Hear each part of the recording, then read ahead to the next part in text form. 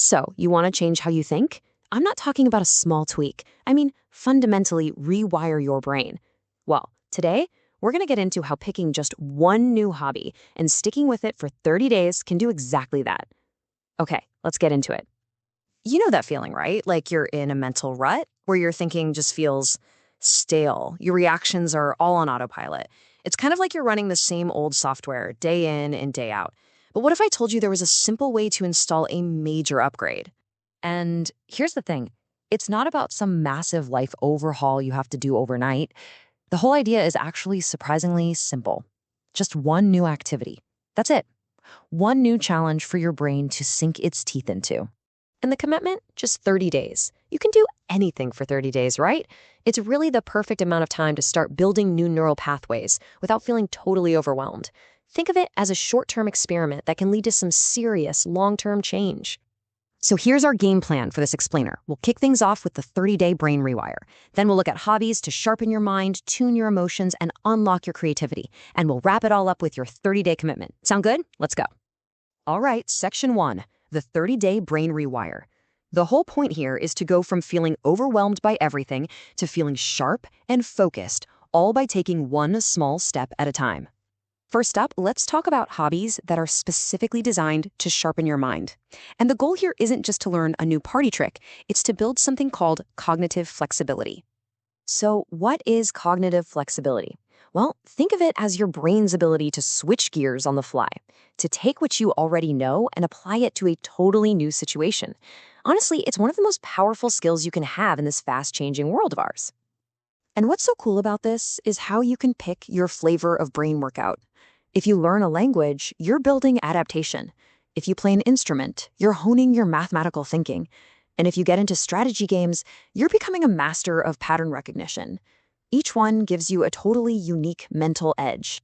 Let's start with learning a new language, and this is so much more than just memorizing a bunch of words. You're literally learning an entirely new system of logic and how to express yourself. And this quote just nails the main benefit. When you learn another language, you just can't hold on to the rigid rules of your first language anymore.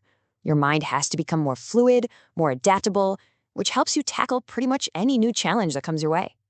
Okay, next up for sharpening the mind, playing a musical instrument.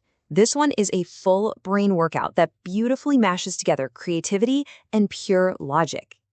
I mean, just think about it for a second. You're mixing creative expression with logical structure, rhythm with mathematics.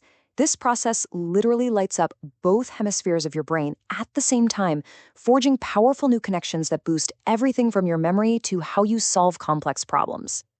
And finally, in this category, we've got strategy games. And listen, whether it's chess or Go or some super complex board game, these are not just for fun, they are legit training grounds for your mind.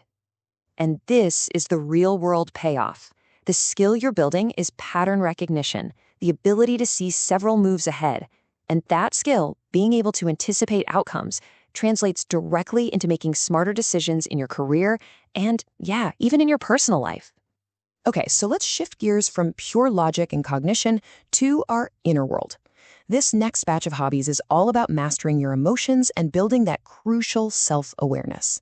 What we're really talking about here is developing emotional intelligence. And this isn't about ignoring your feelings or bottling them up.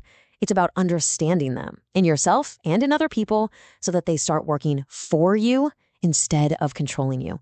So our emotional toolkit has 3 incredibly powerful practices. Reading fiction is like an emotional flight simulator. It helps you understand other people. Journaling is your tool for self-observation, so you can understand yourself.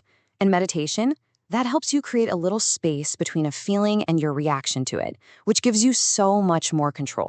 Let's kick it off with reading fiction.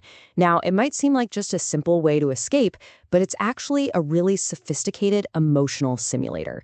You see, by stepping into the minds of all these different characters, you're basically running thousands of social simulations. This genuinely improves your ability to empathize and just get people in the real world. And that same principle of observation applies to our other tools. Journaling turns that power inward. By writing down your thoughts, you start to see the patterns in your own emotional responses. And meditation takes it a step further, training you to simply notice your feelings without having to immediately react. And that is the bedrock of emotional mastery. And for our final category, unlocking creativity. These hobbies aren't just about making art. They're designed to change how you solve problems and open you up to brand new ways of thinking. We've got 3 fantastic options here. First, drawing or painting. It trains your eye to notice the little details, the patterns, the shadows that most of us just walk past every day. Next, just walking, but without your phone. This lets your brain slip into its default mode network, which is a fancy way of saying a state of mind wandering where creative breakthroughs happen. And finally, cooking a meal from scratch. It's an amazing exercise in focus and process that forces you to be grounded and present in the moment. So, we've explored the why and the how. We've looked at all these different hobbies to sharpen your mind, tune your emotions, and unlock your creativity. But now, the spotlight turns to you. It's time to talk about your commitment. Please remember this when you get started. That first week or so, it might feel awkward. It might even be difficult. That is not a sign that you're failing. That discomfort, that's the feeling of your brain building new pathways. It is literally the feeling of growth itself. So it all comes down to this one crucial question. What's it going to be? Will you learn a language, start playing strategy games, begin journaling? Which of these paths are you going to walk for the next 30 days? Go on, make your choice, and then make it public. Drop a comment below with the hobby you are committing to for the next 30 days. Because you know what? Making that public declaration is the most powerful first step you can take. And always remember, discipline changes everything.